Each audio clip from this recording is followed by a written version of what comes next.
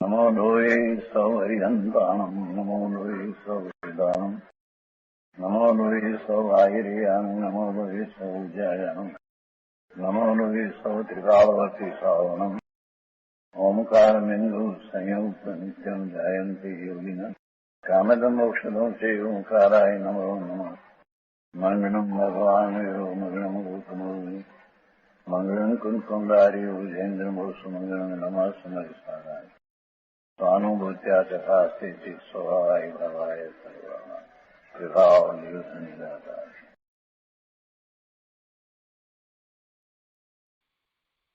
समयसार भगवान कुंकुंदाचार्य रचित समयसार तथा भगवान अमृतचंद्राचार्य रचित आत्मख्याति टीका कलश सहित एनो स्वाध्याय चाले छे। एमां परिशिष्टमां कलश 256 नो स्वाध्याय चाले छे। कलश 256 नो अर्थ भावार्थ अने आ कलश पर पूज्य गुरुदेव कांजी स्वामीए आपेल प्रवचनना કેટલાક અંશ કર્યા છે। શ્રેષ્ઠ અંશ લઈએ। શ્રેષ્ઠ અંશ લેતા પહેલા સહેજ પુનરાવર્તન કરીએ। કલશ 256 માં એ વાત આવી કે પોતાનું અસ્તિત્વ સ્વકાળથી છે, પરકાળથી નથી।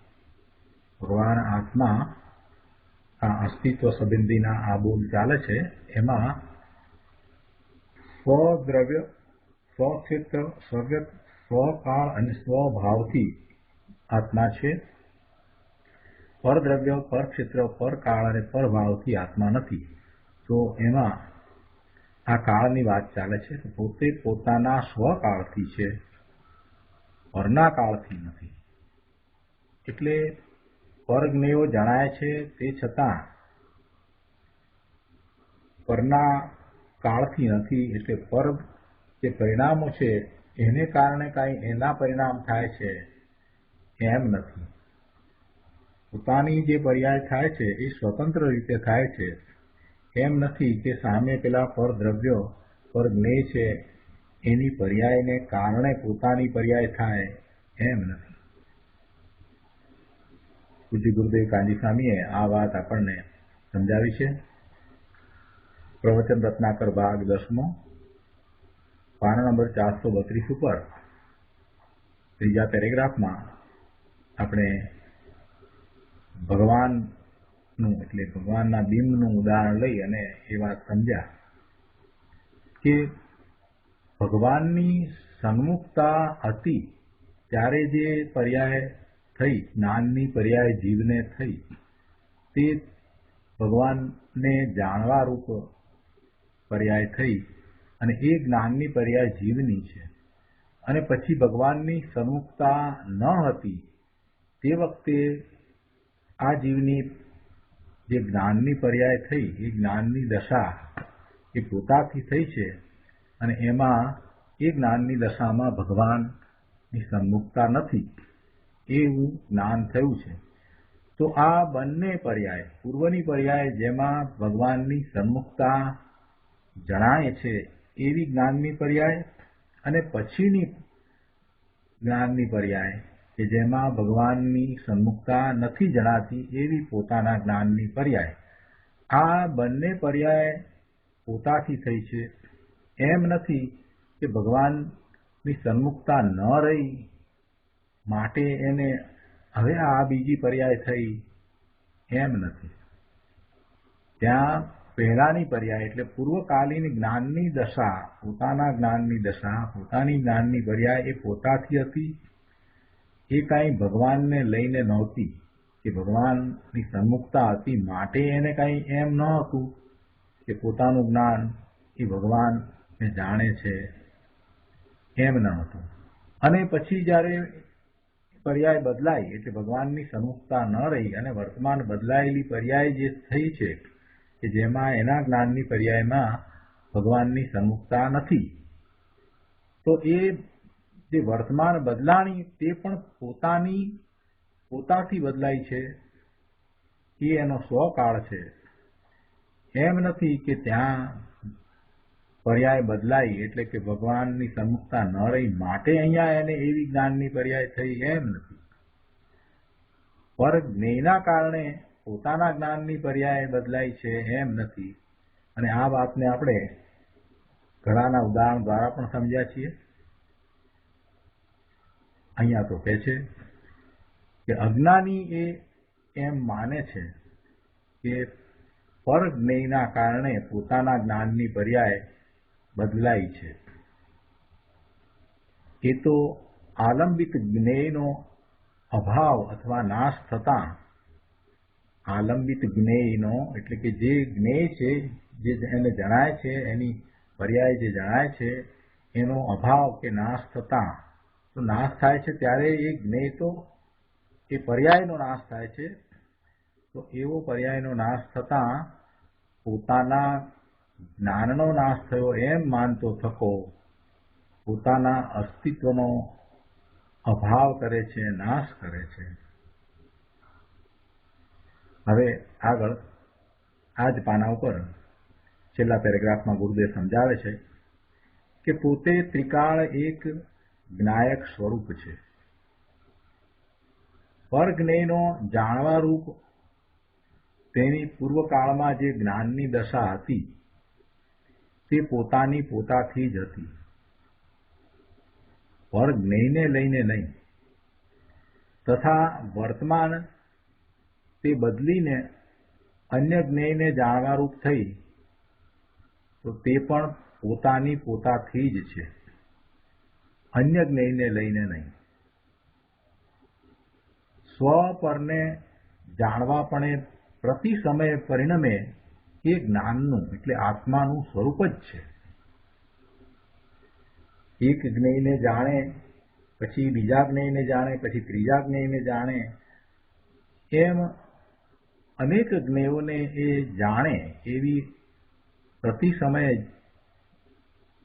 પરિણમતી એ જ્ઞાનની દશા છે. એ આત્માનું સ્વરૂપ છે એટલે જ્ઞાનનું સ્વરૂપ છે. પણ અજ્ઞાની એકાંતી તેમ નહીં માનતા પૂર્વે જાણવામાં આવેલા જ્ઞેયો નાશ પામતા મારું જ્ઞાન નાશ પામી ગયું એમ માને છે. એટલે કે જે જ્ઞેય પૂર્વે એને જણાતું હતું જ્ઞાનમાં, એ જ્ઞેયનો નાશ થયો એટલે એ પર્યાયનો નાશ થયો, તો એ એમ માને છે કે પોતાના જ્ઞાનનો નાશ થયો. ઘડો તૂટી અને ઠીકરારૂપ થયો તો એ ઘડાની પર્યાય નાશ પામી અને નવી પર્યાય ઠીકરા રૂપે થઈ. તો ઘડાની પર્યાય નાશ પામી એટલે કે એ જ્ઞેયનો નાશ થતા આ એમ માને છે કે ઘડાને જોવાવાળા મારા જ્ઞાનનો એમાં નાશ થયો. કેમ કે ઘડો હવે રહ્યો નહીં, ઘડાનો નાશ થયો એટલે મારા જ્ઞાનમાં પણ હવે એમ ફેરફાર થયો. એટલે મારા જ્ઞાનની પર્યાય જે ઘડાને જાણવા વાળી હતી એનો નાશ થયો. કેમ કે ત્યાં પેલા ઘડાનો નાશ થયો માટે.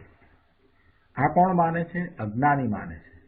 વાસ્તવમાં શું છે કે વાસ્તવમાં પોતાનું જ્ઞાનનું પરિણમન, જ્ઞાનનું ભવન પોતાને સ્વતંત્ર પોતાથી પોતામાં થાય છે. પોતાના જ્ઞાનનું ભવન, પોતાના જ્ઞાનનું પરિણમન પોતામાં સ્વતંત્ર રીતે પોતાથી થાય છે. એટલે એક પછી એક પર્યાય બદલાય છે. એમાં પેલા પર જ્ઞેયનું કાંઈ કારણ નથી. ઘડો ફૂટ્યો માટે એ ઠીકરા થયા છે, તો એ બધું માટીમાં બરાબર છે કે માટીનું કાર્ય છે. માટી પહેલા ઘડા રૂપે હતી, પછી ઠીકરા રૂપે થઈ, એમાં એ માટીનું કાર્ય કહેવાય. પણ એ કાર્ય જીવને જ્ઞાનની પર્યાયમાં કારણભૂત થતું નથી. એટલે જીવને એ ઘડાનું જ્ઞાન થાય કે ઠીકરાનું જ્ઞાન થાય, એમાં એ ઘડાનું ફૂટવું અને ઠીકરા થવા એ કાંઈ કાર્યકારી નથી. જીવને તો જ્ઞાન પોતાને પોતાથી થાય છે. ઘડો ફૂટ્યો માટે ઘડો ફૂટ્યો છે એવું જ્ઞાન જીવને થતું નથી. જીવને એ સમયે ઘડો ફૂટ્યો છે એવું જ્ઞાન પોતાને પોતાથી સ્વતંત્ર રીતે થાય છે, પણ નિમિત્ત નૈમિત્તિક સંબંધ એવો છે કે એ વખતે ઘડો ફૂટ્યો છે. ગઈકાલે આપણે આના સંબંધી સ્વાધ્યાય પછી ઘણો વિચાર કર્યો હતો અને એક ઉદાહરણ બીજું પણ આપણને મળ્યું કે કાગનું બેસવું અને ડાળનું ભાંગવું. કોઈ એમ માને કે કાગડો બેઠો એટલે ડાળ ભાંગી. વાસ્તવમાં એમ નથી. ડાળ પોતાના કારણે ભાંગી છે. એ વખતે કાગડો ત્યાં હતો. એ જ રીતે અહીંયા પોતાના જ્ઞાનની પર્યાયમાં ઘડાને જાણવાની જે દશા હતી એ દશા મટીને હવે એ ઠીકરાને જાણવા વાળી દશા થઈ છે. એટલે કે ઘડો ફૂટ્યો છે એમ જાણવા વાળી દશા જે થઈ છે, તો એ પોતાના જ્ઞાનની પર્યાય પોતાના કારણે પોતામાં થઈ છે. આવી વાત છે. પણ અજ્ઞાની એ જાણતો નથી. બે દ્રવ્ય જુદા છે, બે દ્રવ્ય ભિન્ન છે. એક દ્રવ્ય બીજા દ્રવ્યનું કાંઈ પણ કરે એમ બને નહીં. આ ચેતન દ્રવ્યની અંદર જે પરિણામ થાય છે તે ચેતન છે. પરિણામી દ્રવ્યથી પરિણામ જુદા ન હોય. એટલે પરિણામી પોતે ચેતન છે તો એના પરિણામ ચેતન છે. અને એવા ચેતન પરિણામો જળ કેવી રીતે કરે? જળના પરિણમન દ્વારા ચેતનના પરિણામ કેવી રીતે થાય? પેલું ઘડાનું પરિણમન એ જળનું પરિણમન છે, જ્યારે અહીંયા જ્ઞાનની પર્યાય બદલાય છે એ ચેતનનું પરિણમન છે. એટલે પૂર્વે જાણવામાં આવેલા જ્ઞેયો નાશ પામતા મારું જ્ઞાન નાશ પામી ગયું એમ અજ્ઞાની માને છે. કેમ કે એની દ્રષ્ટિ પર ઉપર જ છે, પરાવલંબી દ્રષ્ટિ છે. પરને અવલંબનારી એની દ્રષ્ટિ છે. એ સ્વને જાણતો નથી. એની દ્રષ્ટિ સ્વ ઉપર નથી, પણ એની દ્રષ્ટિ પર ઉપર છે અને પરાવલંબી છે. પરને અવલંબનારી દ્રષ્ટિ છે. એટલે એવું એ ઊંધું માને છે. આગળ 433 પાના પર હવે સ્યાદવાદી શું માને છે એ ચોથા પેરેગ્રાફમાં ગુરુદેવ સમજાવે છે. ગુરુદેવ કહે છે કે સ્યાદવાદનો જાણનાર અર્થાત વસ્તુને અપેક્ષાથી યથાર્થ જાણનાર એ તો એમ માને છે કે હું સ્વકાળથી અસ્થિ છું. પરકાળને લઈને મારું જ્ઞાન છે એમ નથી. પરજ્ઞેયોમાં જે પરિણમન થાય છે અને એને જણાય છે, તો એવા એ પરજ્ઞેયોનું પરિણમન એ એના કાળે છે, એટલે એ પરકાળ છે. તો એવા પરકાળને લઈને મારું જ્ઞાન નથી. પરકાળને લઈને મારું જ્ઞાન છે એમ બિલકુલ નથી. હું સ્વકાળથી અસ્થિ છું. મારું ભવન, મારું પરિણમન મારાથી છે અને પરિણમન થાય છે એટલે એક પછી એક પર્યાય બદલાય છે, તો એનો સ્વકાળ છે. એટલે પોતાની જે જ્ઞાનની પર્યાય છે તો જ્ઞાનની પર્યાયનો સ્વકાળ છે. પોતાની આનંદની પર્યાય છે તો એ આનંદની પર્યાયનો સ્વકાળ છે. પોતાની અનંત ગુણ છે તો અનંત ગુણની જે પર્યાય છે એનો સ્વકાળ છે. એ કોઈ પર જ્ઞેયને કારણે નથી, એટલે પર કાળને લઈને નથી. એમ આ સ્યાદવાદનો જાણનાર જાણે છે. અને એમ જાણતો થકો વારંવાર પર વસ્તુઓનો નાશ થવા છતાં પોતે નાશ પામતો નથી, પોતે ઉભો જ રહે છે. કળશ ટીકામાં એક બીજી વાત પણ આવી છે. કળશ ટીકામાં કળશ 252માં ત્રિકાળી વસ્તુને સ્વકાળ કહી છે.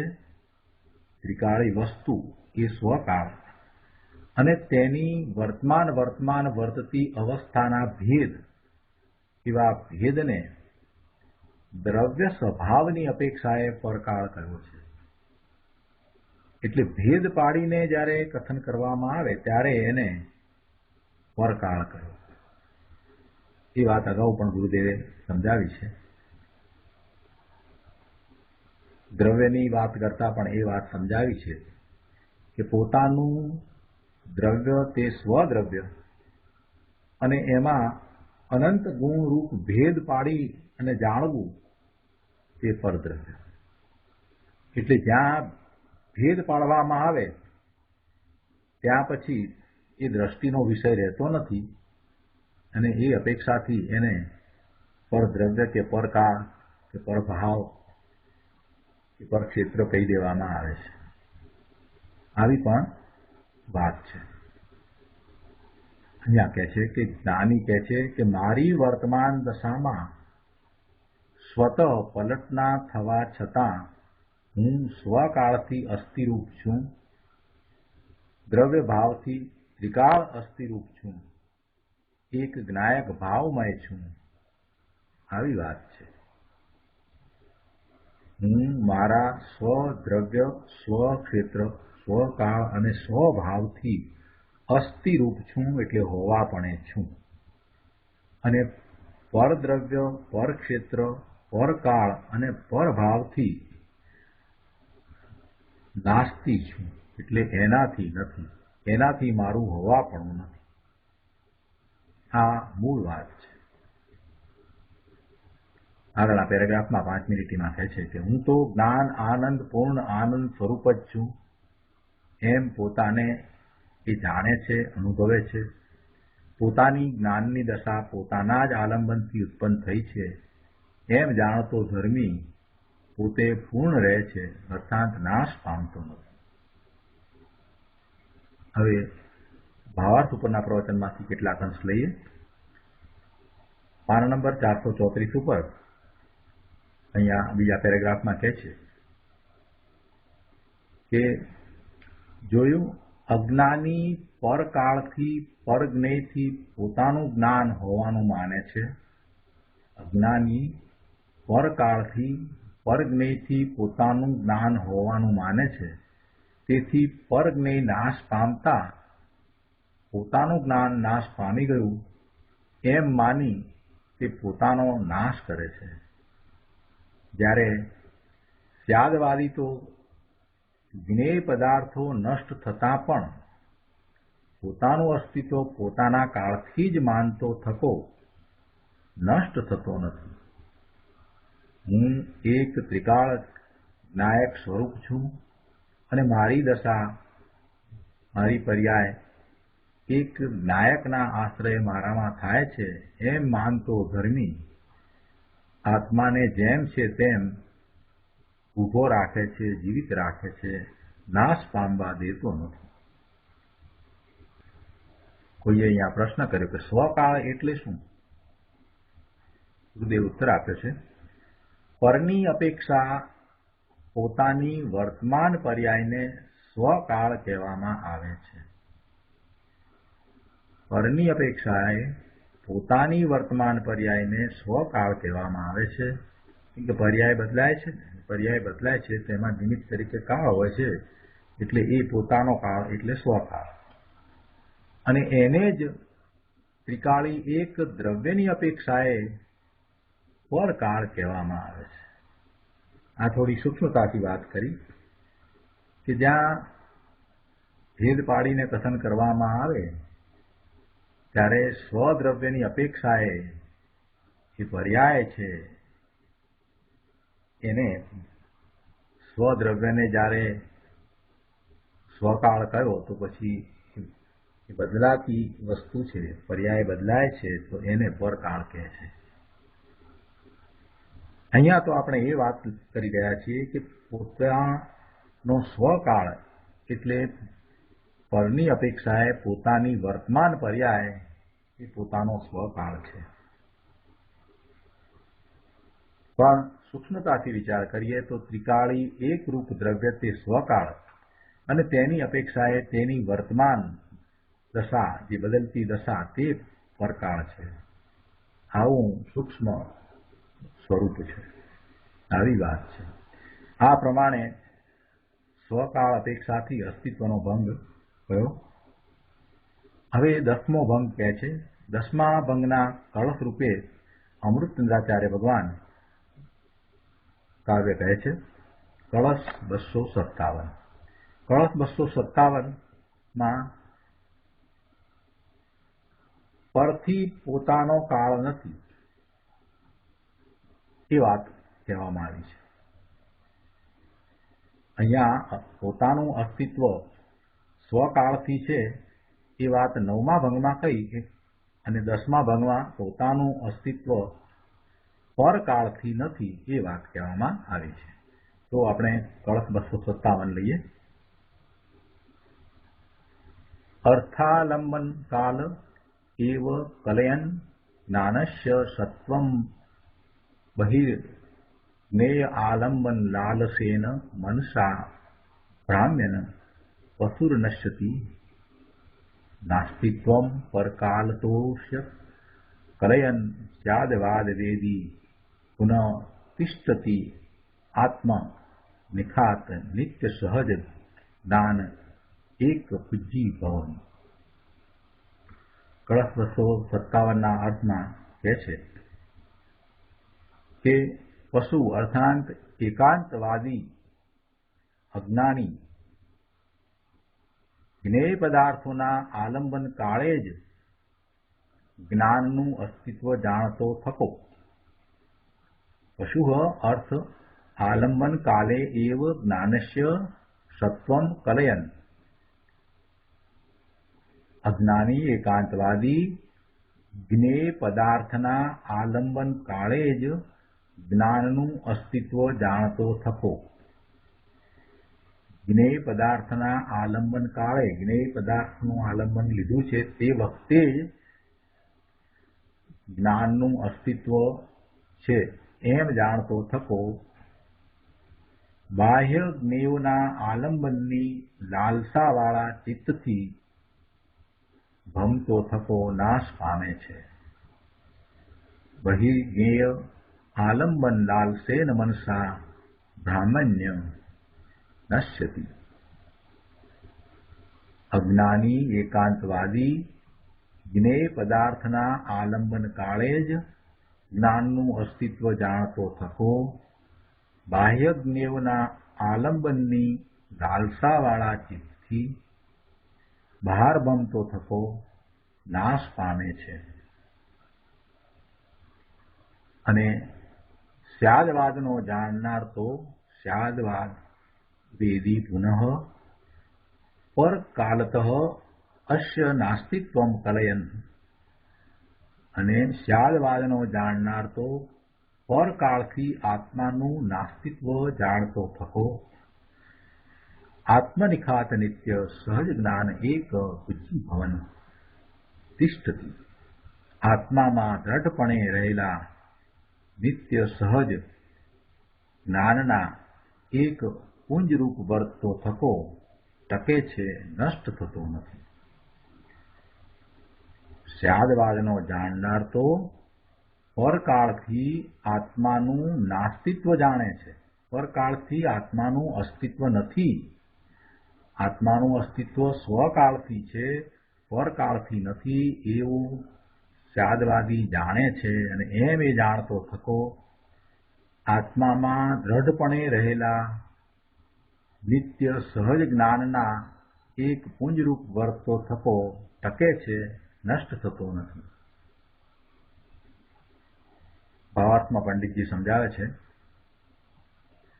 કે એકાંતી એટલે એકાંત તે વસ્તુને જાણવા વાળો. એકાંતે વસ્તુને જાણવા વાળો એકાંતી જ્ઞેયોના આલંબન કાળે જ જ્ઞાનનું હોવાપણું સત્પણું જાણે છે.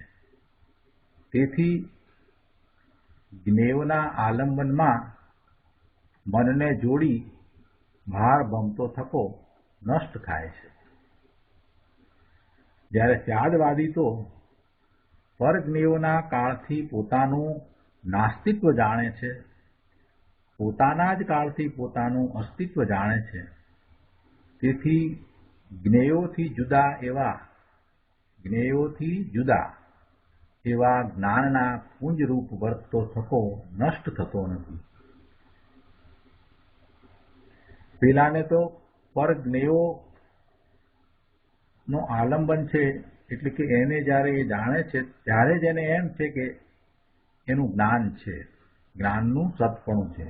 એકાંતીને તો એમ છે. પણ સમ્યક દ્રષ્ટિ જ્ઞાની કે સ્યાદવાદી કે ધર્મી એ તો સ્પષ્ટ જાણે છે કે એ પરજ્ઞેયોના કાળથી પોતાનું નાસ્તિત્વ છે. પોતાનું અસ્તિત્વ પરજ્ઞેયોના કાળથી છે જ નહીં. પોતાનું અસ્તિત્વ તો પોતાથી છે. પોતાના સ્વકાળથી પોતાનું અસ્તિત્વ છે એમ એ જાણે છે. તેથી પરજ્ઞેયોથી જુદું પોતાનું જ્ઞાન એ જ પોતાનું અસ્તિત્વ, પોતાના સ્વકાળથી પોતાનું અસ્તિત્વ એમ જાણતો થકો એ નાશ પામતો નથી. પેલો તો 12મા ને 12મા જ રહ્યો છે અને પરજ્ઞેયોના નાશ સાથે પોતાનો નાશ માને છે, પોતાના જ્ઞાનનો નાશ પામે છે. હવે આ કળશ ઉપર પૂજ્ય ગુરુદેવ કાંજી સ્વામીએ જે વિસ્તાર કર્યો છે તે લઈએ. પ્રવચન રત્નાકર ભાગ 10મો, પાન નંબર 434, કળશ 257, શ્લોકાર્થ ઉપરનું પ્રવચન. ગુરુદેવ અહીંયા કહે છે કે પોતે આત્મા શું ચીજ છે એની ખબર નથી. પોતે ભગવાન આત્મા કેવી ચીજ છે, કેવો છે, પોતાનું સામર્થ્ય શું છે એને એ જાણતો નથી. એવો એ અજ્ઞાની ઢોર જેવો છે. જે પોતાના સ્વરૂપને જાણતો નથી, પોતાના સામર્થ્યને જાણતો નથી, એ પશુ જેવો છે. તેની વર્તમાન જ્ઞાનની દશાનું લક્ષ બાહ્ય પદાર્થ ઉપર જ હોય છે. એવા અજ્ઞાનીની વર્તમાન જ્ઞાનની દશા, એ જ્ઞાનની દશામાં એનું લક્ષ તો બાહ્ય પદાર્થ ઉપર જ છે. એ પરને જાણે છે અને એનું લક્ષ પણ ત્યાં જ છે, સ્વને જાણતો નથી. એટલે આ પરજ્ઞેય રૂપ પદાર્થો છે ત્યાં સુધી જ મારું જાણપણું છે. પોતાનું જાણપણું એ પરજ્ઞેય રૂપ પદાર્થો છે ત્યાં સુધી જ છે એમ એ માને છે. કેમ કે જો પદાર્થો નહીં હોય તો પછી પોતે ક્યાંથી એને જાણશે? પોતાને એ પછી જ્ઞાન રહેશે જ નહીં. આ પરજ્ઞેય છે અને એ પરજ્ઞેયમાં જે પરિણમન થાય છે તો એને એ જાણે છે તો પોતાનું જ્ઞાન એ રીતે થાય છે. જો પરજ્ઞેય રહે નહીં, પરજ્ઞેયની પર્યાયો બદલાય નહીં તો પછી પોતાનું જાણપણું પણ રહેશે નહીં. એવી એની મિથ્યા માન્યતા છે.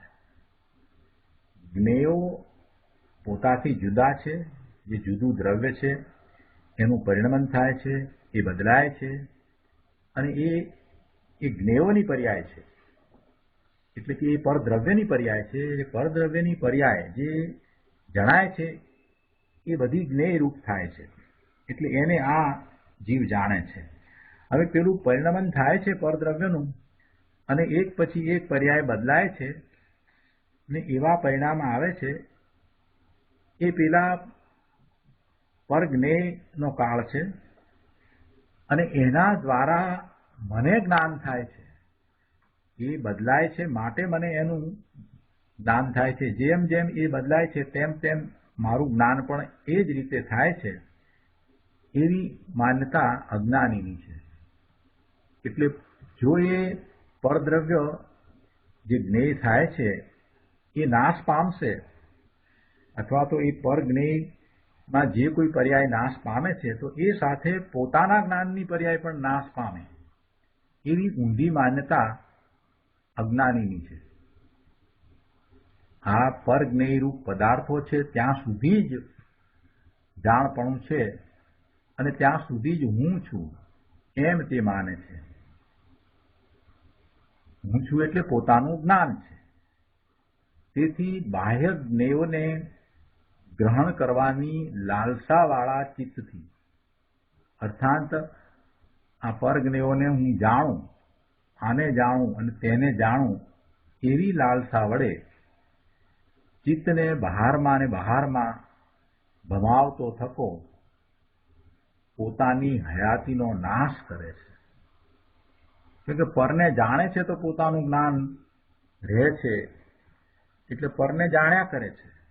એક પછી એક બાહ્યમાં જ્ઞેયોને જાણે છે. એ જ્ઞેયોને ગ્રહણ કરવાની લાલસાથી એ પર લક્ષે જ રહ્યો છે. આને જાણવું ને તેને જાણવું એવી લાલસા વડે એ ચિત્તને બહારમાં ને બહારમાં ભમાવતો થકો પોતાની હયાતીનો નાશ કરે છે. પોતાના જ્ઞાન સ્વભાવને એ ભૂલી ગયો છે. પોતાના જ્ઞાન સ્વભાવનો એ નાશ કરી રહ્યો છે. હું મારાથી જાણું છું અને જ્ઞાનની દશામાં જે બદલવું થાય છે તે મારા જ્ઞાન સ્વભાવને આશ્રિત છે, મારા જ્ઞાન સ્વભાવને કારણે છે, એવું મારા જ્ઞાનનું સામર્થ્ય છે. પરજ્ઞેય આશ્રિત નથી. એ જે બદલાવ છે મારા જ્ઞાનની પર્યાયમાં જે બદલાવ થાય છે એ પેલા જ્ઞેયોને આશ્રિત નથી. એવું સત્યાર્થ નહીં જાણતો થકો બાહ્ય જ્ઞેયોના આલંબનની લાલસા વડે ચિત્તને બહારમાં ને બહારમાં ભમાવતો થકો અજ્ઞાની એકાંતી નાશ પામે છે.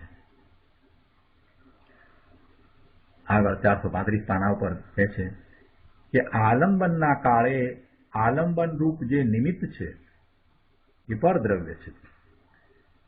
તેનાથી જ મારી અવસ્થા છે, એટલે મારા જ્ઞાનની અવસ્થા છે એમ માનીને અજ્ઞાની પોતાની હયાતીનો નિષેધ કરે છે, પોતાના હોવાપણાનો નિષેધ કરે છે.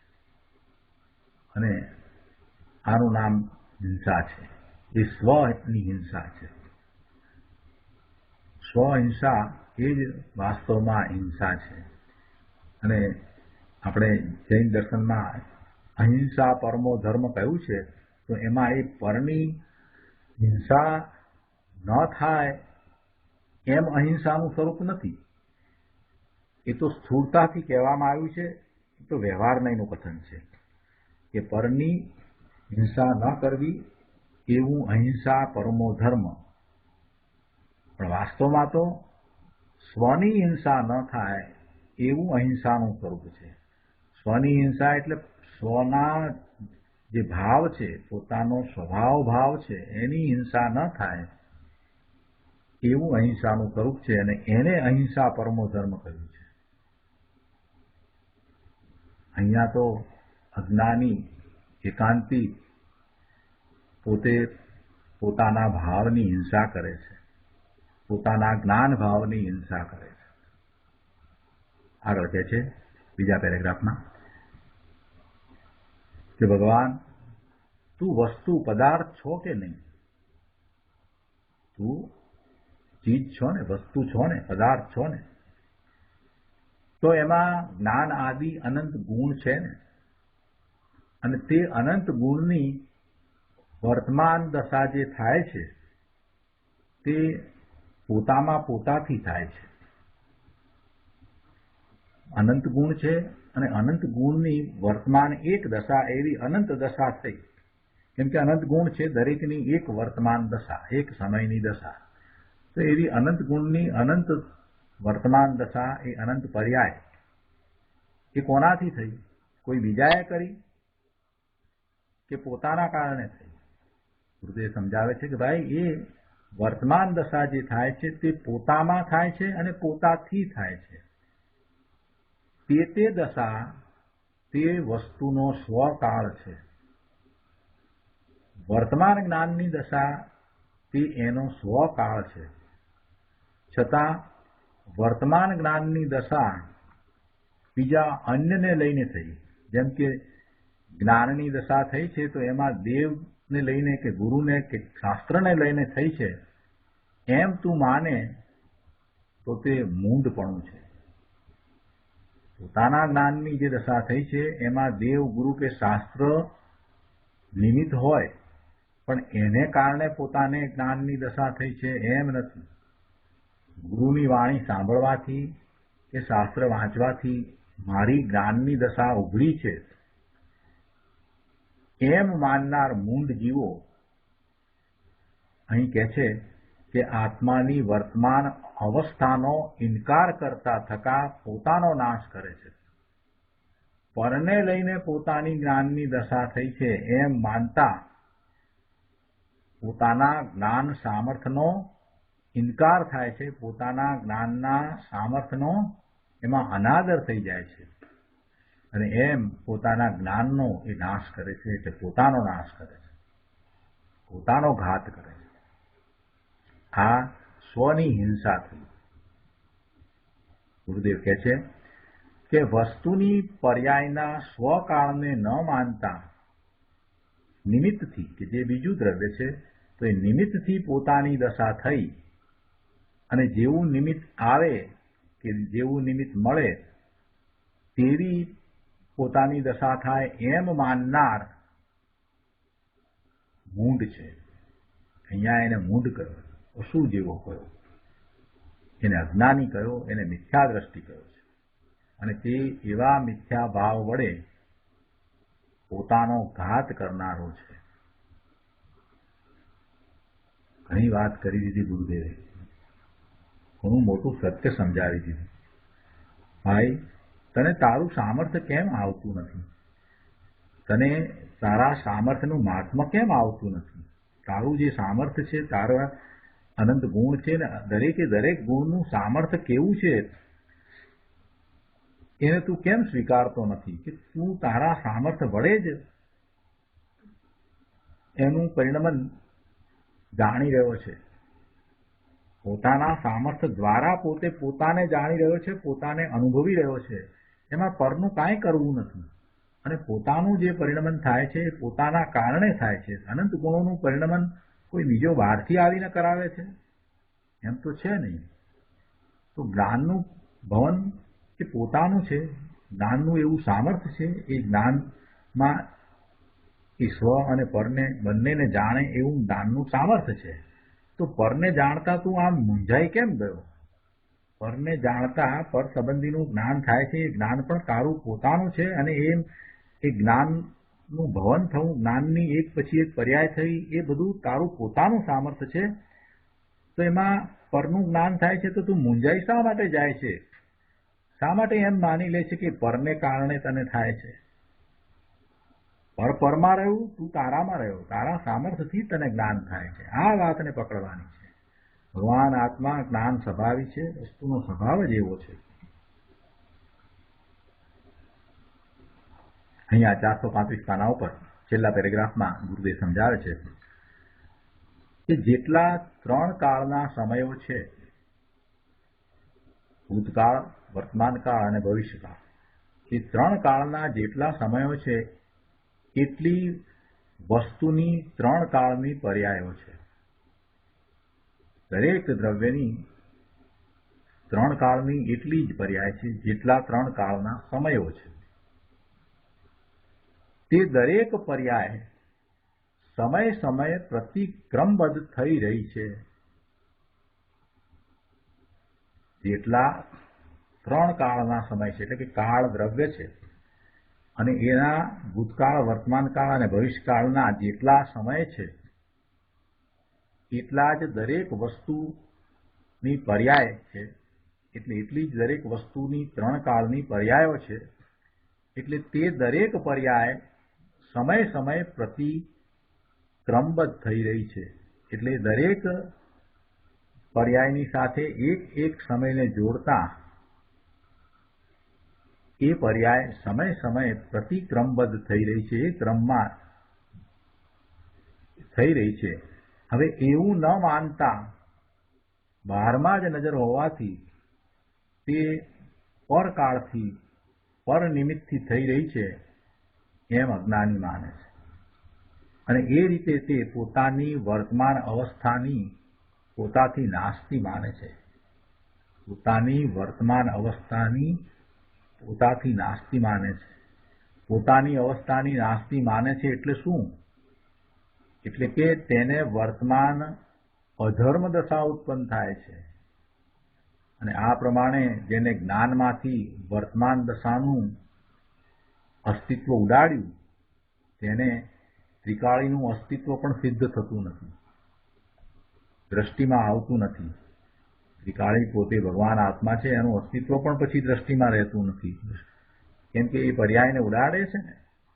વર્તમાન પોતાની પર્યાય પોતાથી છે એમ ન માનતા, એટલે કે પોતાની જે અવસ્થા છે એને ન માનતા પરથી પોતાનું અસ્તિત્વ માને છે, તો પછી પોતાનું જે અસ્તિત્વ, ત્રિકાળ અસ્તિત્વ છે એ પણ સિદ્ધ થતું નથી. એને પણ એ તો ઉડાડે છે. આ તો અધર્મ થયો. આગળ 436 પાના ઉપર ગુરુદેવ સમજાવે છે કે વળી કેટલાક કહે છે કે ઉપાદાનની અનેક યોગ્યતા છે, ઉપાદાનની અનેક પ્રકારે યોગ્યતા છે એવું કેટલાક માને છે, અને એમાં જે કાળે જેવું નિમિત્ત મળે તે મુજબ એ યોગ્યતા પ્રગટ રૂપ થઈ કાર્ય નિપજે છે. ઉપાદાનની યોગ્યતા અનેક પ્રકારે છે એમ માને, અને પછી એ અનેક પ્રકારમાંથી એ યોગ્યતા કઈ રીતે પ્રગટ થશે, તો કે સામે જેવું નિમિત્ત મળશે એ પ્રમાણે એ પ્રગટ થશે અને એમ એ કાર્ય નિપજે છે. આવી માન્યતાઓ કેટલાકની છે. તેઓ કહે છે કે વર્તમાન દશા એ દ્રવ્યનો પરિણમન સ્વભાવ છે, પણ વિકાર રૂપે કે નિર્વિકાર દશા રૂપે થવું એ તો જેવો સંયોગ કે નિમિત્ત હોય એના પર આધારિત છે. આવી ઊંધી માન્યતા છે. જો સંયોગ એવો આવ્યો તો એ ધર્મના માર્ગે હોય, અને જેવો સંયોગ આવ્યો તો અધર્મના માર્ગે હોય. વિકાર રૂપે થાય કે નિર્વિકાર રૂપે થાય એ નિમિત્તને કારણે થાય, સંયોગને કારણે થાય. એ નિમિત્ત ઉપર આધારિત છે. એવી ઊંધી માન્યતા છે. ગુરુદેવ એને સમજાવે છે કે અરે ભાઈ, વસ્તુનો પરિણમન સ્વભાવ, પરિણામ અને પરિણમનનું થવું એ શું જુદી જુદી ચીજ હશે? વસ્તુનો પરિણમન સ્વભાવ છે, અને એમાં જે પરિણામ થાય એ પરિણામ એ પરિણામી વસ્તુથી જુદા હોય. પરિણામી વસ્તુ જે છે એનાથી એ જે પરિણામ હોય એ કાંઈ જુદા હોય છે? અને પરિણામ તો એ નૈમિતિક છે ને. પરિણામ તો નૈમિતિક છે. તો એ નૈમિતિક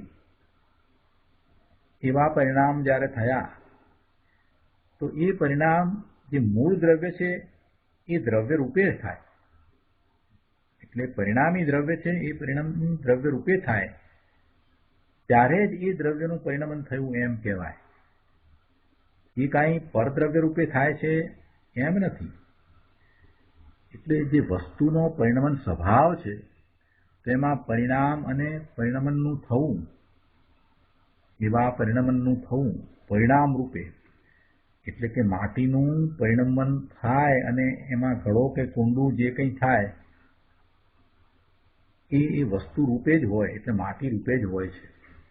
પરિણામી દ્રવ્યથી પરિણામ જુદા હોતા નથી. અને આવો એ વસ્તુનો સ્વભાવ છે, એવો પરિણમન સ્વભાવ છે. ગુરુદેવ કહે છે કે વસ્તુનો પરિણમન સ્વભાવ, વસ્તુનો પરિણમન સ્વભાવ, એના પરિણામ અને પરિણમનનું થવું એ શું જુદી જુદી ચીજ હશે? એટલે બીજી ચીજમાં થતું હશે. પરિણામ આવે એ બીજી ચીજમાં આવે. અહીંયા પરિણમન માટીનું થાય અને પછી પરિણામ સોના રૂપે થઈ જતા હશે, જુદી ચીજમાં થાય. એવું તો હોય નહીં. તેના ઉપરથી કહે છે કે કોઈ પણ રીતે આત્માની દશા પરને લઈને થાય એમ જો માનો તો પેલા અજ્ઞાનીને સંતોષ થાય છે. શું કહ્યું? કે આ વસ્તુનું સ્વરૂપ તો એવું નથી, પણ આ અજ્ઞાનીને મિથ્યાત્વનું જોર એટલું બધું છે કે એને કોઈ પણ રીતે વસ્તુના જે પરિણમન છે એ બીજી અન્ય વસ્તુને લઈને થાય છે એ ખૂબ ઊંડું ઘૂસી ગયું છે. એ મિથ્યાત્વના બીજ ઘણા ઊંડા રોપાઈ ગયા છે.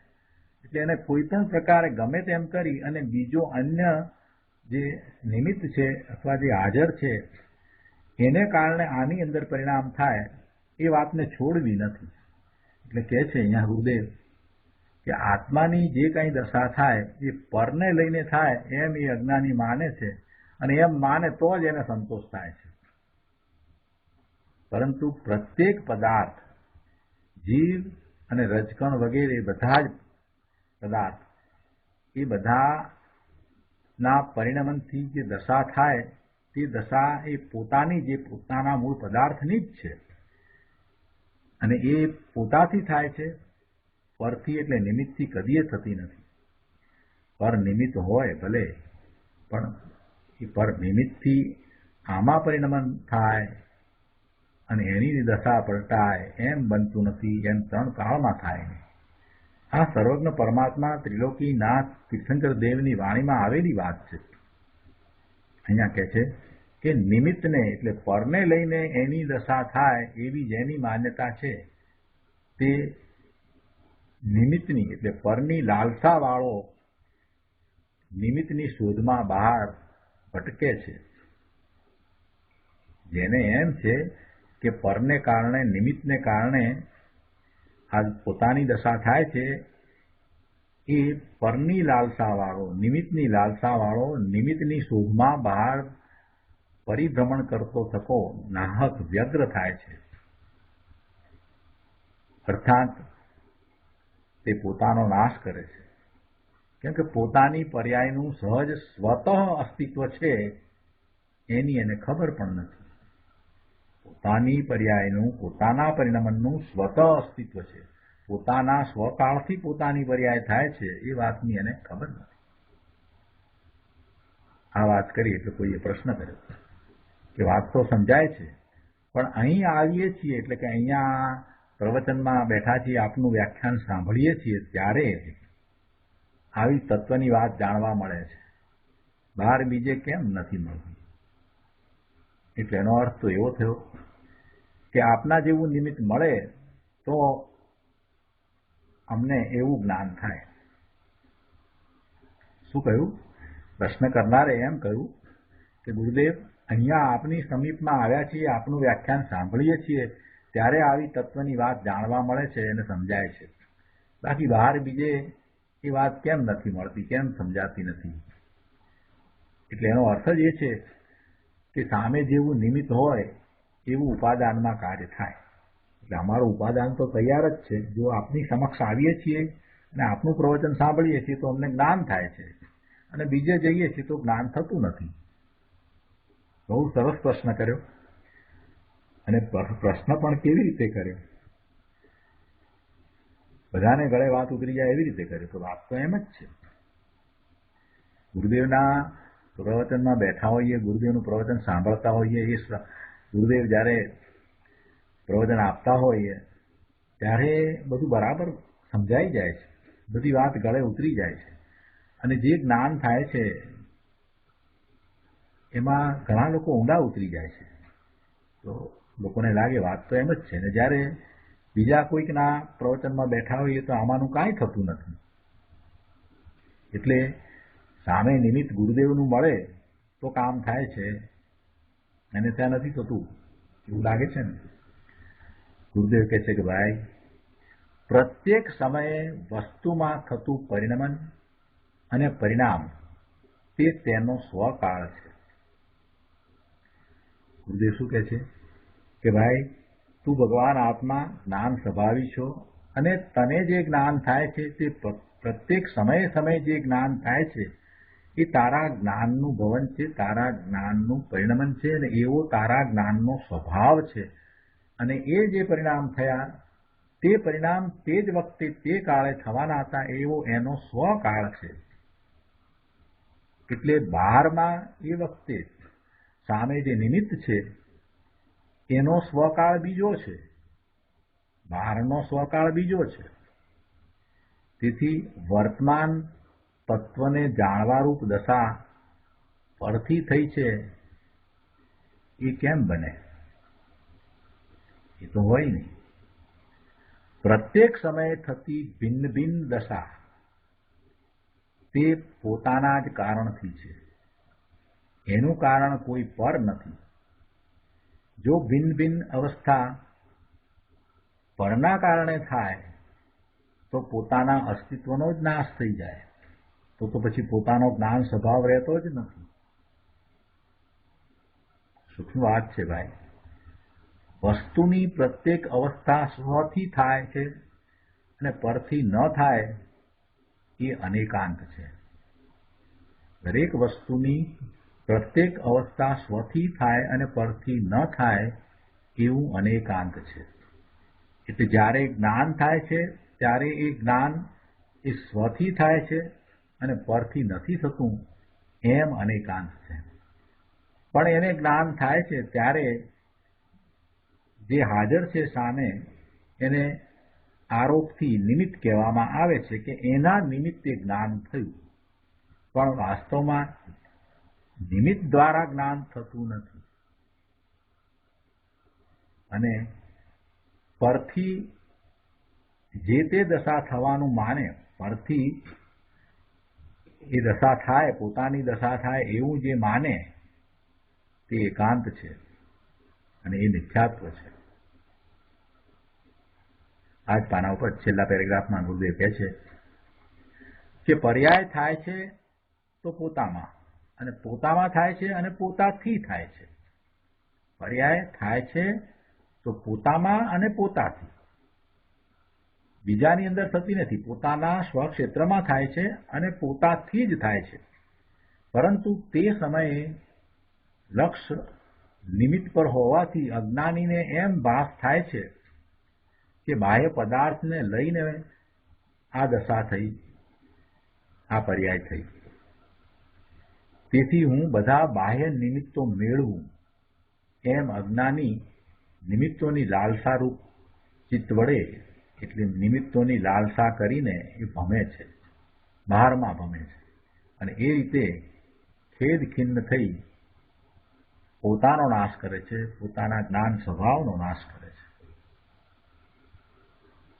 આગળ 437માં પાના ઉપર ગુરુદેવ કહે છે કે વસ્તુ અનાદિ અનંત ત્રિકાળી ધ્રુવ સત છે, હોવાપણે છે. એમ એની વર્તમાન વર્તતી દશા જે છે એ પણ હોવાપણે છે, સત છે. તો પછી એ દશા પરને લઈને કેવી રીતે હોય? એટલે એ દશા પણ પરને લઈને નથી, પોતાને લઈને જ છે. અને આવી જ વસ્તુ વ્યવસ્થા છે. છતાં પોતાની અવસ્થા પરથી થવી માને છે તે મૂંડ મિથ્યા દ્રષ્ટિ છે.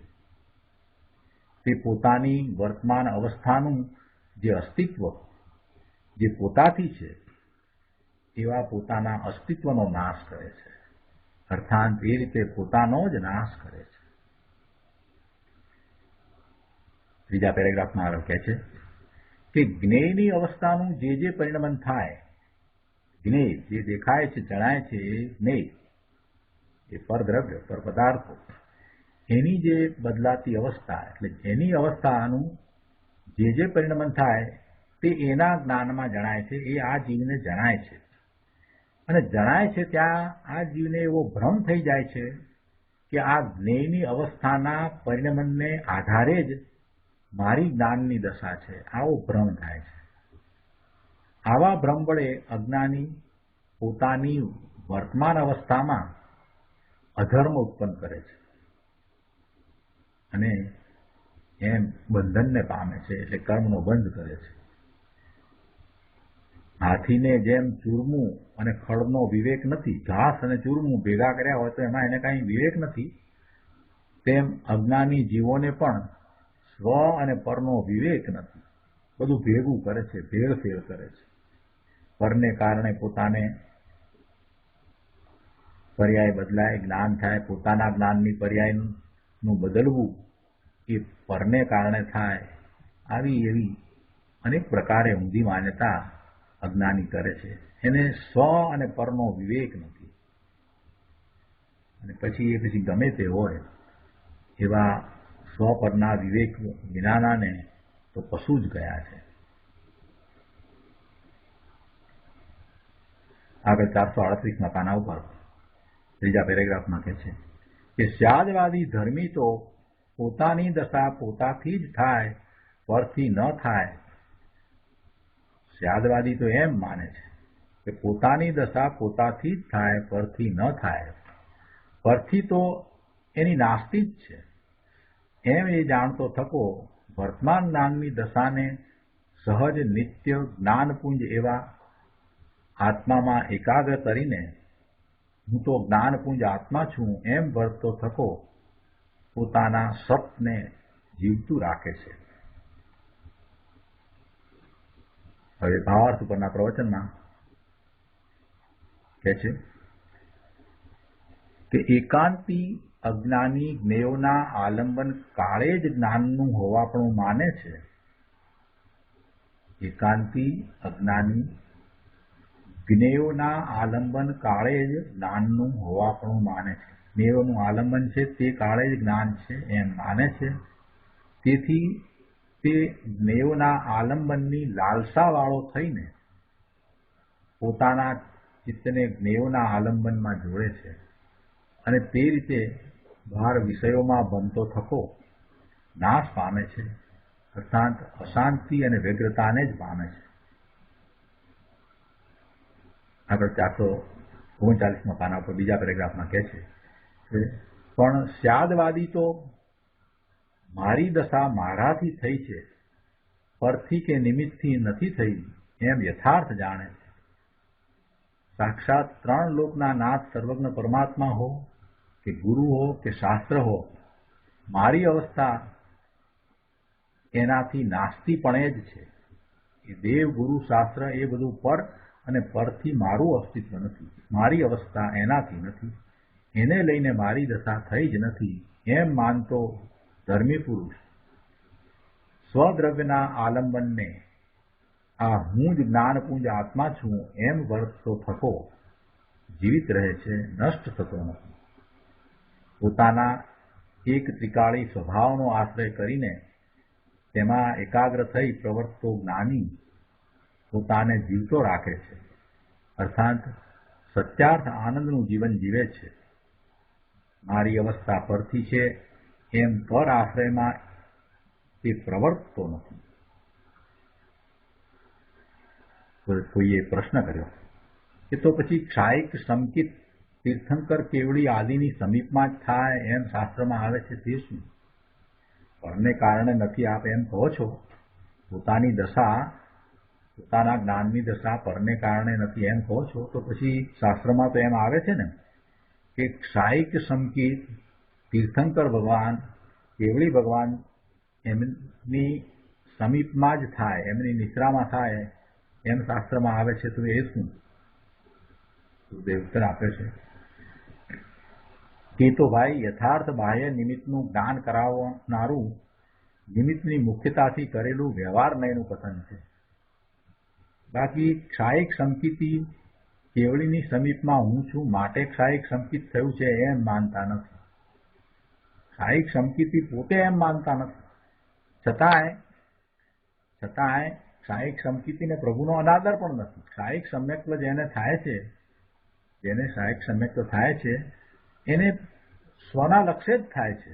એટલે પોતામાં એકાગ્રતા કરતા જ એવું ક્ષાયિક સમ્યક્ત્વ થાય છે. જ્ઞાન પુંજ પ્રભુ આત્માની સમીપતા જ મુખ્ય છે. કેવળીની સમીપતા કહેવી એ તો વ્યવહાર છે અને એવો વ્યવહાર હોય છે. એ નિમિત્તનું કથન છે અને એવા નિમિત્ત હોય છે. તો આ પ્રમાણે પરકાળ અપેક્ષાએ નાસ્તિત્વનો ભંગ અહીંયા થયો. આ રીતે આપણે કળશ 257 અહીંયા પૂરો કરીએ છીએ. આજનો સ્વાધ્યાય અહીંયા સુધી રાખીએ છીએ. હવે સુખધામ બોલીએ. સુખધામ અનંત સુસંત ચરી દિન રાત રહે તદ જ્ઞાન મહી પ્રકાંતિ અનંત સુધામય છે પ્રણમુ પદતે વરતે જયતે પ્રણમુ પદતે વરતે જયતે जयते